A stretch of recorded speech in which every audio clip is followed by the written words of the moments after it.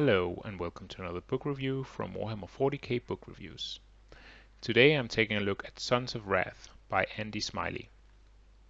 The Sons of Wrath is a 40k novel that falls firmly in the battle book area, with lots of focus on graphic battles between Space Marines and insidious agents of chaos.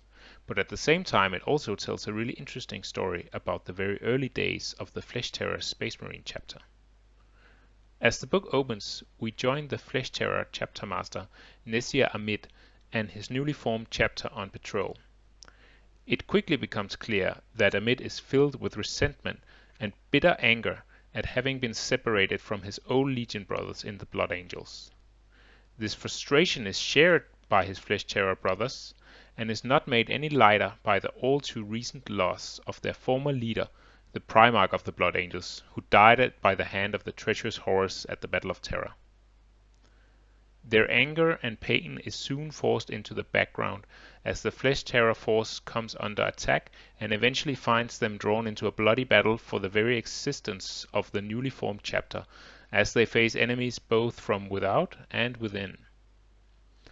Sons of Wrath strikes a fine balance between having a compelling and interesting story that connects to several important events in the 40k lore, and at the same time upping the pace with some action-packed battle sequences.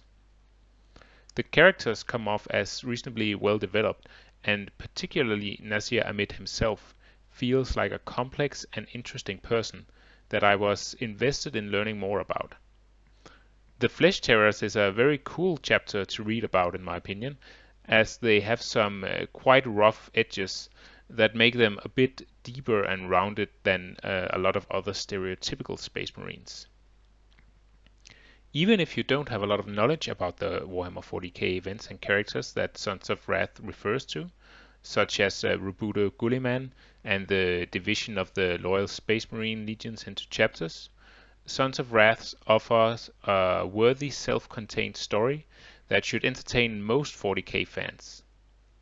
I give Flesh Terrors 4 out of 5 chainswords.